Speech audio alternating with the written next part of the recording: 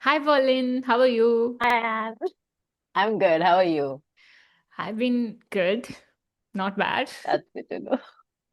Yay.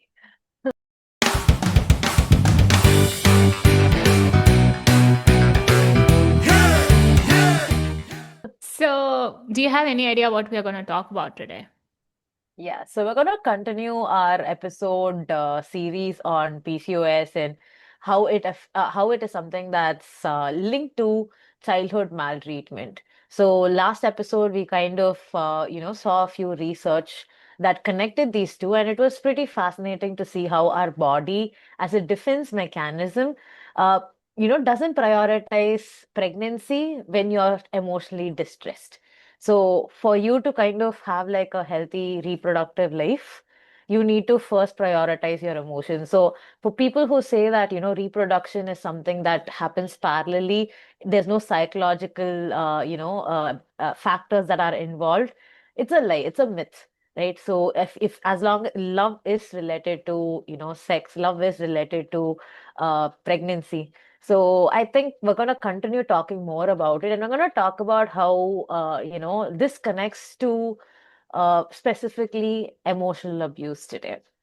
Yeah, I remember. I think the last episode we kind of ended with a very hard conversation with our listeners. We told them, not to get discouraged or scared, that, things are difficult. We know that, around us, there is a lot of problems related to these abuse that we've been through. But we encourage them to really look into their body and look into their relationship. And even if it's like unhappy at the moment and uncertain at the moment, they can do something about it. And I think that was something that we left our listeners with, and that's something that we want to continue this series as well. Yeah, so one of the things that we want to kind of reiterate is to look at your relationships right now. If you find that there are things that's going wrong with your body, for instance, if your immune system is low, one thing that you should look into is your food, your exercise routine. Yes, all that's there. But another important thing that you need to look into is your relationships. And ironically, right, if you had like a childhood where you never really got treated right. You never got the attention that you deserve. You somehow find yourself in similar relationships in your adulthood as well. But except this time, your body reacts to it. So the first question that you need to ask in terms of like your your physical health is something related to your emotional health. Why is it that these relationships keep repeating? Like as the people change in my life, but then the kind of internal characteristics that this person has doesn't change. I just meet different people, like the same person in different bodies. Yeah, I think this is something like, we might allow these relationship, right? We see these patterns, and even when you practice as a psychologist, you see these patterns in relationship, that they have the same kind of person in different relationship, and they keep repeating it, and their body keeps giving signs that this is not right for them, this is not good for them, but they consciously or unconsciously they keep allowing it, right? Even though they are abusive. Yeah. So I think this episode is specifically for people who say things like, why do these things only happen to me? Why do these things keep happening to me? If you are one of those people, you should listen to this episode right here. Yeah, and I think really, I as a, I also want to know, like, why is this thing happening to only some of them, right? Other people are able to take control of their body, they are able to take control of their relationship. If they want to be assertive, if they want to like stand by their values, they are able to do it. But then why is it that only some of the people are not able to break this pattern?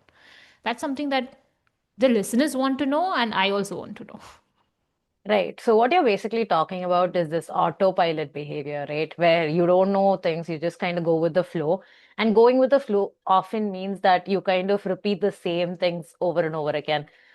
You meet the same kind of people. We call them, like, oh, why do I keep meeting snakes? Why do I keep meeting, these people, right? But the question is really coming down to you, right? So you're Why do saying you I'm the problem, like we are the Yes. problem. Yes, it's always us, right? We create the world around us. So the question that each of us should ask ourselves is, what is it that I'm avoiding internally that I let this happen? Because see, anytime you're in like a relationship that is wrong for you, the early signs are always early. Like it's probably the first day you met that you felt off, but then you shut down that voice and say, no, you're overreacting. Give them another chance. No, this is not really something that you should be feeling. This is how everyone is. You kind of give them excuses and you shut down your own feelings. And I think this is how I would define emotional abuse. If you are ignoring your feelings or if you are shutting down your feelings when they come up, right? That is something that you should consider as an abuse to yourself. So emotional abuse is not not just what others do to us. It's also the things that we do to ourselves where we say this is not real. You Okay, I gaslight have a yourself. question. Yes. So, say if you're saying that, these things occur in relationship and we need to stop it, right? But for some people, they cannot be in a relationship unless it's sort of like this. Do you get it? Like they do not like calm and secure relationship. They feel that these push and pull, which I've seen in many of the couple session or many of the young adults, they like this push and pull in relationship where it's definitely abusive, definitely toxic, definitely they are like going forth between, is this good for me, is this not good for me, why is he doing this? So people somehow are comfortable being in there. So what do you think that they can do about it? I think the reason that again happens is because of childhood, experiences where early on in my life, I learned that I don't deserve good things unless I work hard for it and earn it. So I can't exist and feel good about my life. So for these people, they like the chase. They like, it Hmm. when they have to perform for the love of another person. So I think, again, there's a reflection that's needed from our side where we ask ourselves, why can I not rest? Why do I think I don't deserve love for just who I am? Why do I need to prove myself before I earn someone else's love? Hmm. So, this whole chase that's happening, do you think there's a way for anybody to stop the chase? Because it's Right. been done over a lot of years, it's been building up, and they're only used to this pattern. They don't know how else love would feel. So, for somebody who doesn't know how the actual healthy relationship would feel, how would they, what kind of a reference point would they have? I think all of us should start with this one point where you realize that only you as a person can 100% know you as a person. No other person can know you like you do. You know your thoughts, you know your feelings, you know if you're hungry right now or not. The person sitting next to you, the person who's closest to you, cannot know that, right? So this is actually a concept that was introduced by this philosopher named Miranda Fricker. She talks about two forms of injustice that kind of uh, basically take away the power from us, right? So the first one she says is testimonial injustice, where when people tell us things that are not true about us, we kind of blindly take it. We don't let them, we don't question it. We don't, like look at reality. We don't do like a reality check with ourselves. We don't check for, are they saying something that's real? Instead, we just immediately take it in as real, right? So this is something you would see women doing often. Women are very quick to become insecure. Can you And like where relate to does this? this is coming from? Like, why are we quick to become insecure? Is it like not in male? Are they not the same like us? I think for men it's for different things, but like for instance, for men it would be something to do with like career, if the amount of money they can make, because this is kind of how patriarchy trains them, right? But if you Hmm. told a man, why you're not able to feel as much as why can't you show empathy, a man is not going to take that very personally because if he lacks empathy, he's more masculine, and that's like a compliment for him, Hmm. right? But then if you told a girl, right, like like for girls, there are so many levels of like criticism that you Yeah. can throw, right? And it makes us question. Like a small example would be the way that we question mothers. Right? The minute the mother is taking care of herself or she wants to kind of step out of the house, let's say this is like a mother of a 3 month old baby, Mm. she is going to be kind of, really criticized so much, because how can you as a mother do it? There are so many forms, and the worst part is this mother would know that, she is a human being as well and she needs life outside, but then she would end up feeling like, okay, maybe they are right, maybe I am a bad mother, Mm. right? So this is called testimonial injustice. This is the first thing that we need to kind of rectify. So if you are listening, how many times have you denied your own like actual need and said, no, the others are right. I shouldn't have these needs. Even things like the need for attention we have, right? Where sometimes we feel like texting a friend just because we're like requiring attention, like, hey, do you miss me? Like, hey, do you remember me? This is also like, an indication that we have needs, but then most of the time we're ashamed of this. But we don't have to be. We are human and it's okay for us to have those needs. So when people say, call you names or whatever, think for yourself. That you don't have to accept someone's claim about you just at face value. You So can always say, only one thing comes to my mind is that I've heard this from a lot of people is that this particular person knows me better than I know myself. Have you heard this sentence? Like she yes, knows me better, he knows me better, and this is something that recurrently happens. And what do you have to say for this? Because I think it's very common also in a Tamil culture in many of the friendships that you put the other person on top over you. but I feel like that's like a textbook abusive relationship, because what you're doing is you're giving them the power to ruin you. Mm. Right? Like this is a person who's gonna tell you, like, let's say, we've all had that friend, right? A friend who tells us, don't do your hair like this, don't wear these clothes. After a point, you kind of say, oh, like initially it's like, oh, she reminds me of my mother. My mother cares about me the same way, right? But later it becomes, oh my God, you're not my mother. Stop suffocating me.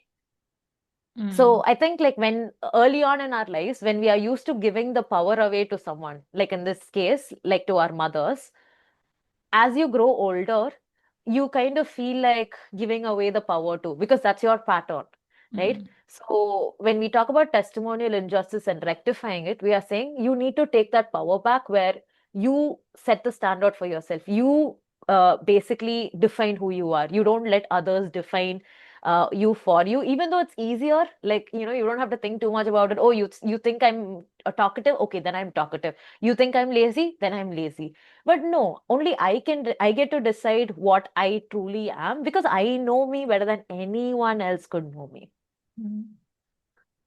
And I right? think even And if you yeah, don't know yourself, I think, I mean, it's something that a lot of people also still struggling to know themselves. They don't really know why they do the way they do, why they react, what do they like, what makes them happy, what makes them sad. And I think that's one step that we have to stop this testimonial injustice, as you are saying, is to know yourself. I think. exactly. Right. So this brings me to the second injustice that Miranda Fricker talks about, which is hermeneutical injustice, which basically talks about what you just said. If you don't have the language to describe the injustice or the needs that you're like having, right?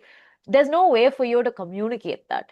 So only when I know myself, I can confidently not listen to what other people have to say about me.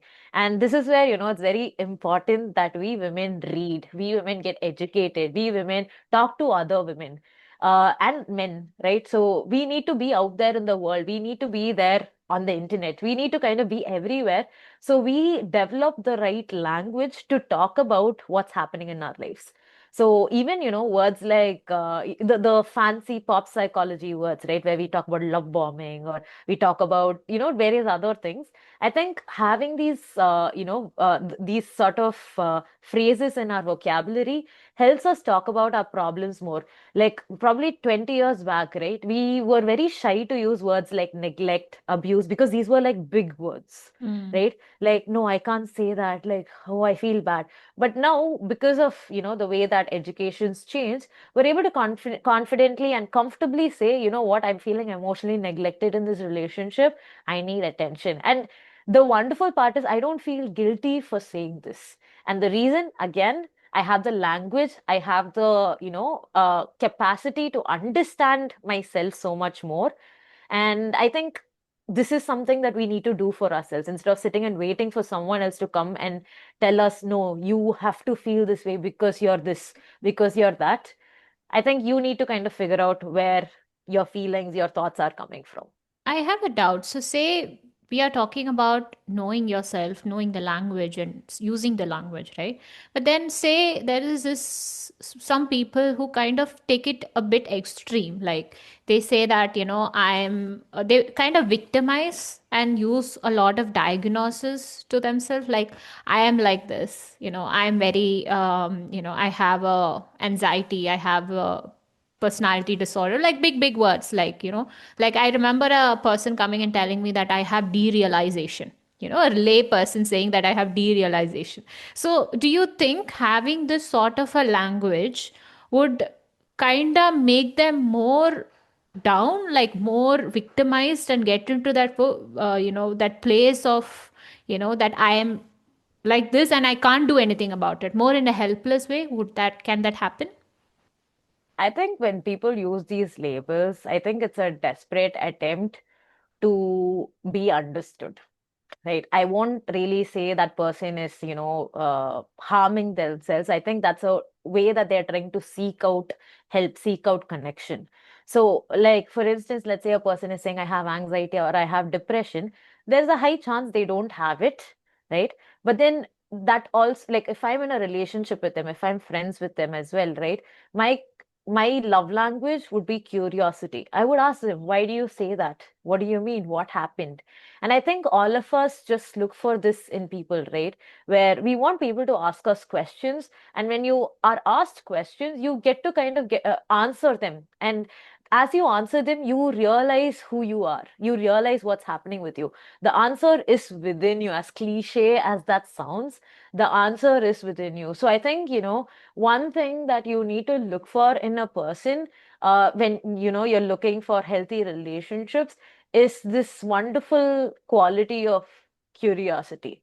Like, are you willing to study me in a very accurate fashion? Like, I know who I am, but are you also willing to like know who I am in a systematic way? Not like, I talk to you for 2 hours and say, I already know you. I Hmm. cannot know you. You've lived a whole life. So I think every this day, is really important. Like it really so it makes me think of my friendships, okay? Like, a lot of friendship over the years, which some are there, some are not there. And I think one of the common thing they come to me is that they say that I know you, even if they've s- last spoken to me like 5 years before, and they come 5 years later and they say, I know you, I understand you, I know why you're doing the way you do. And then that just makes me feel much less least understood from that friendship or from that relationship. And on the other hand, I have people like, who are interested in knowing what is going on, and they ask me these questions and they stay with me and tell me what is happening. Like they don't assume things, right? So when people assume, I think that's when we kind of give in, like, okay, this is what people think of me, maybe I am that, like you said. And I think this comes to this question, like, I think the kind of people we have in our relationship, I know we are talking about romantic relationship in particular, but I think it comes down to every relationship that we have, where we need to be really choosy about what patterns are we allowing. Is that right? yeah, I think, this kind of, I'll ask you this question. In this case, right, why do you think it's not just you? I see this pattern in myself as well. Why is it that, we are always like trying to be empathetic? We are always trying to, make the other person feel understood. We want to clarify and get to that point where we understand them, right? Hmm. But why is it that it's not common for us to find people who are equally curious? Why is it that it's easier for us to kind of settle for people who would stop asking us questions? Hmm. I think it's all one thing that comes to my mind is, now that I think about it, many of us as women, we are called said to be empathetic. I think it all comes from a place of fear. Like we are scared that if we are not empathetic, that we will not get something out of it. They might abandon us, they might reject us. And it's so sad that we are so self-seeking, we are so scared that this empathy comes out, and we are not really empathetic, it's I Yeah, so like what you're saying is kind of hitting on this point that maybe empathy is not really something that we should glorify. Empathy sounds like a trauma response. When you're surrounded by people who are emotionally abusive or neglectful, right? You develop empathy as a defense mechanism. So I show you love that I want so that you would give me the same love. So I am empathetic towards you, hoping for reciprocity, but usually, what you find is empathy never yields empathy back, Hmm. right? Because when you are empathetic, people assume that, okay, that's your nature. I want you. They adopt you. You're very quick to be picked by the wrong people. There's always this thing that we see, like, especially in counseling sessions, right? Where you see that the most empathetic person always attracts the most narcissistic person, and you find that they work really well together because this person loves to take and this person loves to give. And if the woman is the empathetic person, right, you will see that her body will react in a very negative way because her body doesn't feel safe, her body feels exhausted. And this in the long run leads to hormonal imbalances, it leads to other complications because your body accumulates stress over time. And I think, this is like a very uncomfortable thing for us to talk about because, this kind of makes us reflect on how we've spent so much time and energy on the wrong people and we got very little in return. Yeah, and I think one thing I really want to emphasize from what you said to the listeners is it's it's all come we think that whatever we are doing right now, the patterns that we are allowing in the relationship, the toxicity, the abuse that we are allowing, we think that it go ends when the things end, but it doesn't really end. It shows in our body, and we carry it in the form of a disease like PCOS, hormone dysregulation, autoimmune disease. It's as a woman, we are going to carry this like for a long time until we stop this abuse, until we stop this maltreatment, like in relationships. I don't think so our body is going to cooperate at all, and I think this is something I really want the listeners to know about. Yeah, so I think, a big sign to this is to our listeners, a big sign that you are, being controlled by your trauma is that you self-harm by denying your own experiences. You self-harm by telling yourself that your feelings don't matter, your needs don't matter. So if this is something that you can relate to even a little bit, maybe take the time to reflect. Therapy is always an option. That is also something you could consider. But this is something that is linked to your physical illnesses as well, your physical symptoms as well. As much as we like to think that, stress is not something that's big, I can deal with it. Stress is a big deal when you look at the impact it has on our nervous system, when you look at the impact it has on our endocrine system, when you look at the impact it has on our immune system. And I think this makes me really want to reevaluate and think about what is going on in my life, in my body, if we really want to have a healthy life, I guess. Yeah. How are you feeling right now? It's a lot. It's really sad, overwhelming sad, because a lot of women go through this, and we as a sort of like a mediator, we are like talking for behalf of a lot of women, and it's burdening to think that this is what women go through. Yeah. And I think, instead of like looking for someone to fill our cup, the first thing that we need to do is like stop uh, self-sabotaging and start standing up for yourself. Start kind of living your life as if you deserve good things. It's going to be very hard. It's not easy at all. But small things like, I deserve it, right? When you start like this subconscious shift, will attract the right people in your life, because when this is something that is foundationally set right, you can't help but attract people who admire you, you can't help but attract people who want to take care of you. you get used to this. So the state, right, where when your nervous system is at rest, you feel a little bit more comfortable with actually, taking care of your secondary functions. So your secondary functions include things like creativity, include things like innovation. So you get to actually thrive and not just survive. And I think this is a good place for us to stop. And I think if Yes. you really, related to this content, I think I would really like your comments in our description. I mean, in our comments, and give us your feedback, how you felt. And if you like our content, do follow, subscribe, and comment everywhere, follows everywhere. Yeah, Yeah, so we're on YouTube and Spotify. We also have an Instagram page. So yeah, please do share it with your friends as well. We hope to see you again next episode. yeah. Until next time, Bye. ta ta.